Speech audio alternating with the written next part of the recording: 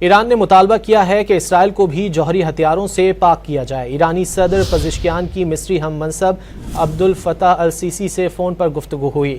ایرانی صدر نے کہا کہ ہم مغربی ایشیا کو وسیع تباہی پھیلانے والے ہتھیاروں سے پاک کرنے کے حامی ہیں۔ ایران ایٹمی ہتھیاروں سے پاک زون کے قیام کی حمایت کرتا ہے۔ یہ بھی کہا کہ خطے میں استحکام کے لیے علاقائی ملکوں کے ساتھ تعاون کے لیے تیار ہے۔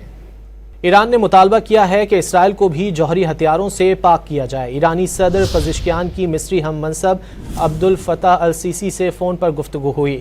ایرانی صدر نے کہا کہ ہم مغربی ایشیا کو وسیع تباہی پھیلانے والے ہتھیاروں سے پاک کرنے کے حامی ہیں۔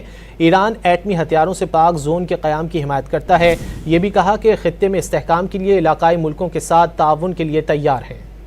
ایران نے مطالبہ کیا ہے کہ اسرائیل کو بھی جوہری ہتھیاروں سے پاک کیا جائے۔ ایرانی صدر پزشکیان کی مصری ہم منصب عبدالفتاح السیسی سے فون پر گفتگو ہوئی۔